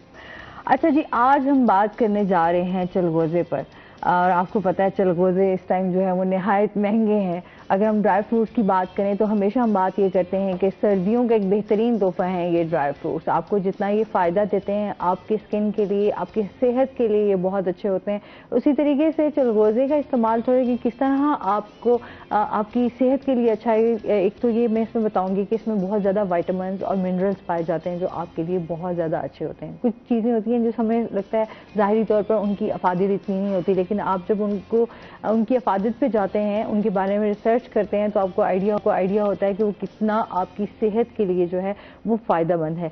अभी भी जदीद रिसर्च के मुताबिक ये कोलेस्ट्रॉल को जो है वो कम करने में मदद देता है। आपकी दिमागी जो है सेहत के लिए बहुत ज़्यादा अच्छा है। जिन लोगों को दिमागी तनाव पे, जो लोग बहुत ज़्यादा थकावट फील करते हैं और बहुत ज़्यादा ये समझते हैं कि उनकी दिमाग पे सोजिश रहती है, उसके तनाव रहता है, उसके लिए जो है वो चलगोज़े बहुत ज़्यादा जो है वो अच्छे भी हैं, उनको खाना भी चाहिए। और इसके साथ साथ इसमें जो है आपको किस तरह ये आपको फ़ायदा देता है, इसका जो तेल है वो भी इसको आपको जो है बहुत ज़्यादा आपके जो मौजूद है खून उसको साफ़ करने में मदद देता है। कुछ तिब्बी तहकीकात के मुताबिक जो है चलगोज़े को बाकायदगी के इस्तेमाल करने से जिगर की सेहत और उसमें बेहतरी जो है वो आ सकती है। क्योंकि इसमें आयरन भी पाया जाता है जो आपके खून बनाने में मदद भी देता है। और इसके साथ साथ जो है हम देखते हैं कि अमूमन हम देखते हैं लोगों में जो है या बच्चों में खून की कमी होती है। खून की कमी को पूरा करने के लिए आयरन की बहुत ज़्यादा ज़रूरत होती है। तो उसमें ये जो आपके ड्राई फ्रूट्स हैं, चिलगोज़े हैं, ये इसमें निहायत अहम किरदार अदा करते हैं। इसके साथ साथ ये आपको किस तरह के लोग जो वेट लॉस करना चाह रहे थे उनके लिए भी चिलगोज़े जो हैं वो बहुत ज़्यादा फ़ायदेमंद हैं। इसके साथ साथ जिस तरह भूख जो है वो बहुत ज़्यादा लोगों को लगती है, अगर आप एक मुट्ठी भर भी ड्राई फ्रूट्स ले लेते हैं तो आपको इससे काफ़ी मदद मिल जाती है कि आपका वज़न जो है वो काफ़ी टाइम तक आपको भूख नहीं लगती और उससे आपका वज़न भी जो है वो बरकरार रहता है और ज़्यादा वेट जो है आप गेन नहीं कर सकते। कहते हैं हमेशा हर चीज़ की जो एक्सेस है वो ज़्यादा आपके लिए नुकसानदेह हो सकती है, इसलिए बहुत ज़्यादा नहीं, लेकिन इतने खाएं कि जितने वो आपकी सेहत के लिए बहुत ज़्यादा अच्छे हों। तो ये हो गई आज चिलगोज़े की बात। वैसे मनसेरा से हैं तो चिलगोज़े ड्राई फ्रूट्स तो इन इलाकों में बहुत ज़्यादा पाए जाते हैं। हमारे जो सबसे महंगे हैं जो सबसे सस्ता है और जो हमारे हर घर का जो फ्रूट है वो दैट इज अखरोट है। वो अच्छा, अखरोट तो हमारे हर गली में, हर घर में, हर नुक्कड़ पे लगा होता है ना। और उसका सिर्फ अखरोट ये है, इसमें तो आप कोलेस्ट्रॉल के हवाले से जो आप बात कर रही थी HDL की, और इसमें तो गुड कोलेस्ट्रॉल भी अखरोट में पाया जाता है। और जिसमें मैं ये देखें कि ये भी एक कुछ लोगों का कहना है कि जिस फ्रूट की शक्ल जैसी हो वो उसके लिए उसकी बड़ी एफिकेसी होती है। और इसका आपके इसको खोल के अंदर से देखें ना इसके गुली को, और इसका जो अंदर का इनर है वो बिल्कुल आपके दिमाग के साथ मुशाबत है उसकी। बिल्कुल ऐसे ही है। और फिर इसमें अखरोट से आपके जो इसका जो छिलका है या जो इसके दरख्त का छिलका है, वो जो खातीन शुरू में एक ट्रेंड होता था, मैं वालदा को भी देखता था, वो दातन दिनासा जो होता है, हाँ, वो ये अखरोट की खाल होती है वो। बिल्कुल ऐसे और है, क्योंकि जाहिर सी बात है हमें ड्राई फ्रूट्स के वो ना इस्तेमाल और फायदे जो है ना वो बड़े कम लोगों को पता होते हैं। लेकिन नेचर आपको प्रोवाइड कर देती है आपके हालात के मुताबिक। हाँ। अब वहाँ पे चूंकि आप खुराक कम होती है तो आपके 2-4 अखरोट आपको इतनी एनर्जी दे देते हैं कि पहाड़ों पे उधर अगर आपको खुराक ना भी मिले तो आपका काफी हद तक जो है ना वो आपकी भूख और ताकत, आपकी एनर्जी आपकी बहाल हो जाती है। सर को अखरोट बहुत पसंद है, जो बार बार अखरोट का जिक्र कर रहे हैं। अवेलेबिलिटी है बहुत ज्यादा हमारे पास ना। सही, सही।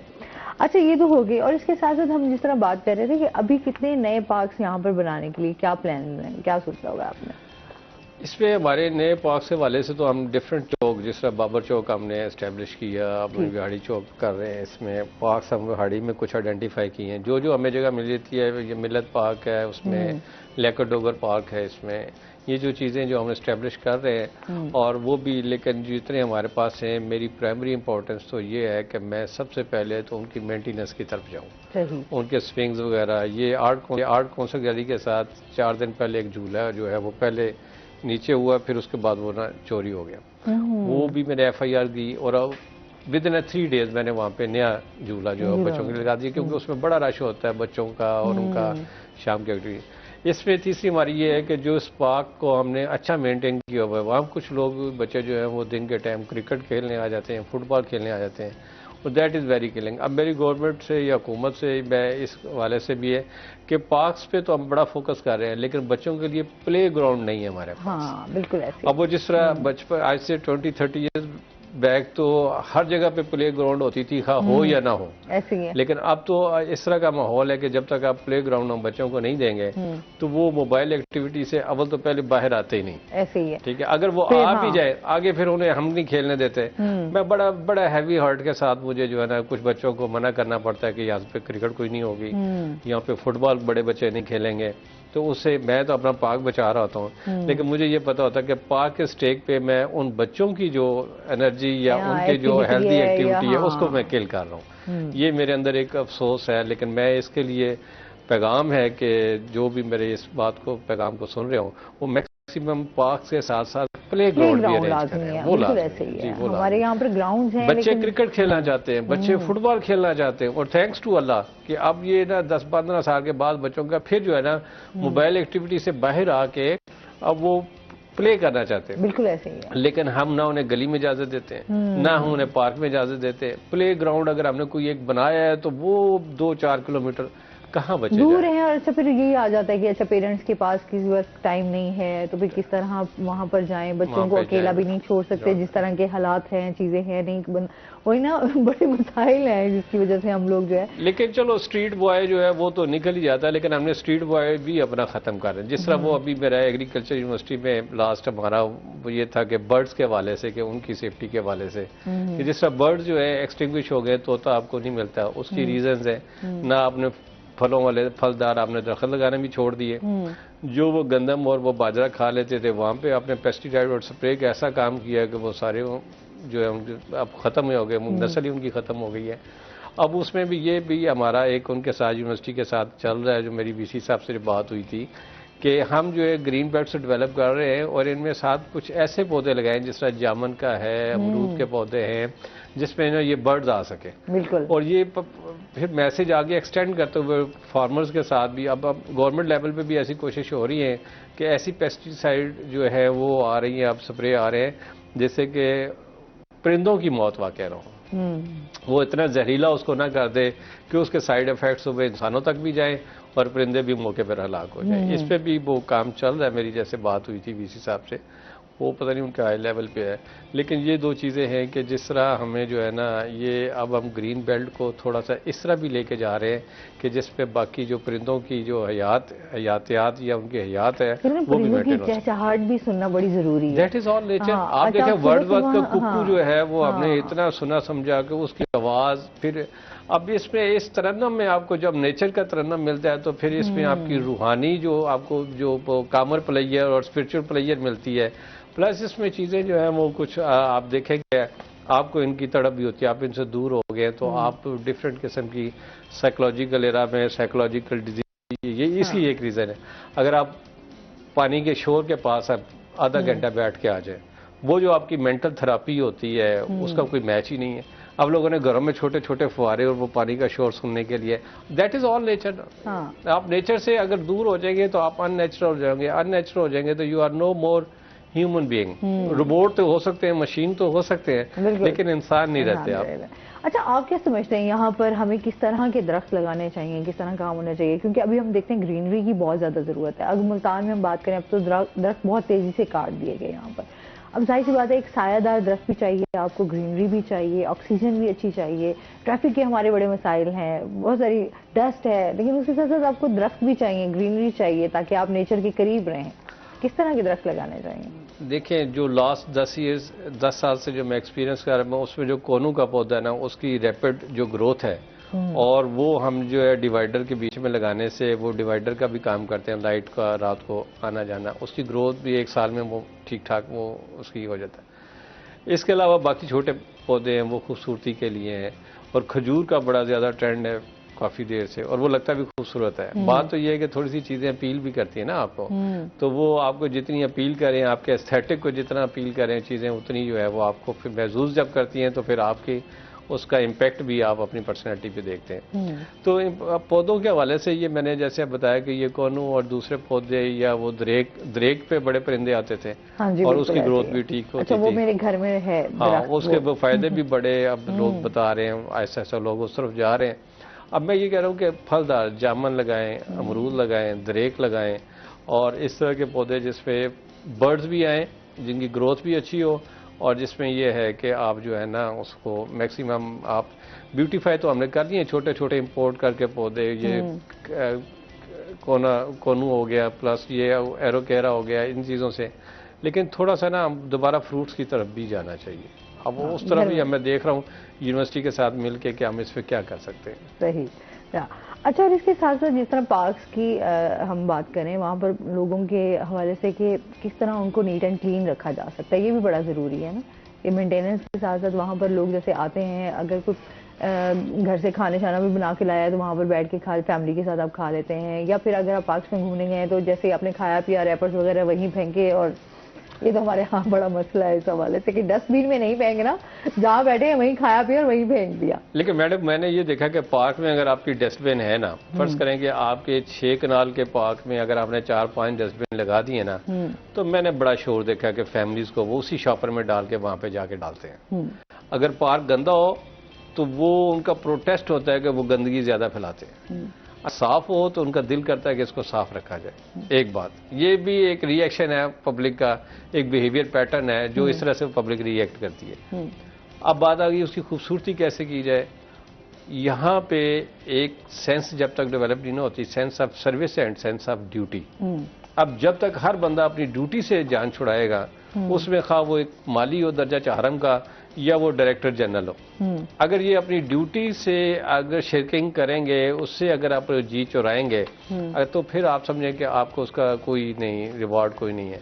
मेरा ये मैसेज है कि ये जितनी शहरी जिम्मेदारियाँ और शहरियत के हवाले से जितनी जिम्मेदारियाँ एक शहरी के ऊपर है, इतनी ही एक मेरे गार्डनर के ऊपर सिक्योरिटी गार्ड को। अगर इनका तामन ना हो, अगर रूल रवैया हो मेरे सिक्योरिटी गार्ड के साथ है, तो वो 20,000 रुपये का मुलाजम है, वो दूसरी तीसरी दफ़ा बात नहीं करेगा, एक दो दफ़ा कहेगा। मालिक की क्या कैपेसिटी है कि वो अथॉरिटी एक्सरसाइज करे और लोगों को कमांड कर ले, उन लोगों के जो वो अच्छे। और ये लेकिन ये है कि ये बाहमी तामन के साथ है। वो हम ये है कि इधर से आप थ्रू मीडिया आप शऊर दें, हमारी वो जो जिनकी ड्यूटी है वो ड्यूटी पे अपने अकाउंटेबल हो, तो चीज़ें विल बी वंडरफुल इंशाल्लाह। नहीं मजीद भी इनसे जानते हैं नाज़रीन, अभी हमने जाना ब्रेक पे, हमारे साथ रहिए।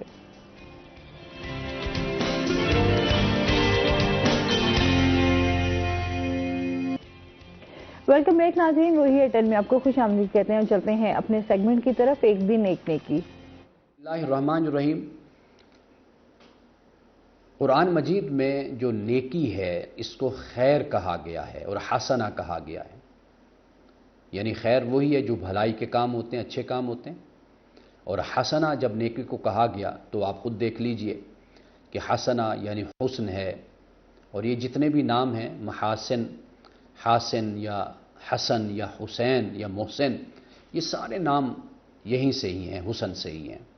तो गोया कि जब हसना नेकी को कहा गया तो ये अच्छा ही काम है और ऐसा काम जो इंसान को भला लगता है, इंसान को खुश कर देता है, इंसान की तबीयत, इंसान की अक्ल, इंसान की फितरत के मुताबिक होता है।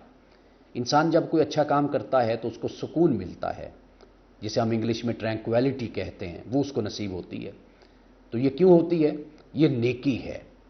तो माशरे में हमें नेकी का चलन पैदा करना चाहिए, यानी ये चलन कि भलाई हो, दूसरों के साथ अच्छे अंदाज से हमारी गुफ्तगू हो, हम कलाम करें, कोई भले का काम हो तो उसमें आगे बढ़कर हम हिस्सा ले लें, कोई बड़ा हमें आवाज़ दे, बुलाए तो हम उठकर उसके पास जी करके हम चले जाएं। इसी तरह हम माशरे में गरीब को देखें, किसी मुफलिस को देखें तो जिस हद तक भी हमसे हो सके हम उसकी मदद कर दें। किसी को कोई अच्छी बात बतानी हो तो अच्छी बात बताने में हम बुखल न करें। अगर कोई तालिब इल्म है, वो कुछ सीखना और समझना चाहता है और हमारे पास इल्म है तो हम उसको सिखाने में कभी भी बुखल से काम न लें। तो ये भलाई है, ये नेकी है।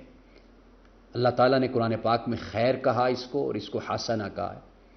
जब माशरे का ये चाल चलन बन जाता है तो माशरे में एक फ्रेशनेस आ जाती है, एक जिसे हम कहते हैं कि एक माशरे में हुस्न आ जाता है, खूबसूरती आ जाती है, माशरे में तरोताज़गी आ जाती है। हर तरफ जो लोग होते हैं, चेहरे होते हैं, वो खुशी और मुसर्रत से मुस्कुरा रहे होते हैं। ये तभी होता है कि जब हम दूसरों के लिए भलाई का जज्बा रखें, नेकी का जज्बा रखें और आगे बढ़कर अपना किरदार अदा करने की कोशिश करें।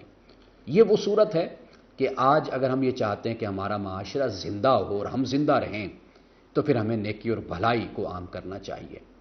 यानी मादी दुनिया में इंसान अपने मादी मफादात को देखता ही है और इसमें कोई शक नहीं है कि इंसान कमाता है, मेहनत करता है, लेकिन ये बात याद रखिए कि अगर इंसान नेकी और भलाई के रास्ते पर चलता रहे तो इससे माशरे में जो एक हम आहंगी का माहौल बनता है, एक मोहब्बत और प्यार का माहौल बनता है, एक अखूबत का और शफकत का माहौल बनता है, इसमें इंसान की जो ज़िंदगी है वो पुरअमन भी होती है, मुतमईन भी होती है, पुरसुकून भी होती है।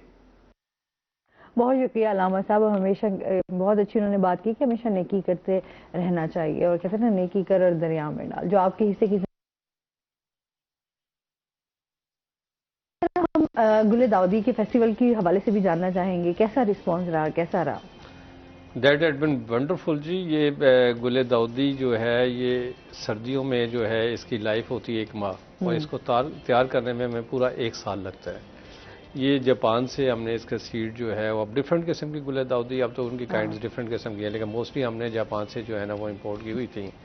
इनको 1 साल जो है ना हमें इसकी ग्रोथ करनी पड़ती है, गमलों में रख के इनको, फिर उसमें जो है ना इनको इनकी कलम को जो है वो बड़ा एहतियात के साथ, और फिर जब ये पूरी ग्राउंड अप होते हैं तो फिर इनकी लाइफ जो है सिर्फ 1 माह के लिए होती है। ये लास्ट हमारा 23, 24, 25 को जो है हमने इसको विंटर फेस्टिवल के तौर पे इसको हमने कहा और इसमें हमने बच्चों के लिए भी झूले वगैरह और डिफरेंट फन वगैरह, और इसमें फूड स्टॉल वगैरह हमने लगाए ख़वातीन के। बड़ा रश रहा जी ये किला कोनो कासम में, लोगों ने बड़ी कवरेज दी और बड़ा इसमें जो है ना अप्रिशिएट किया, बड़ी लोगों की रौनकें थी।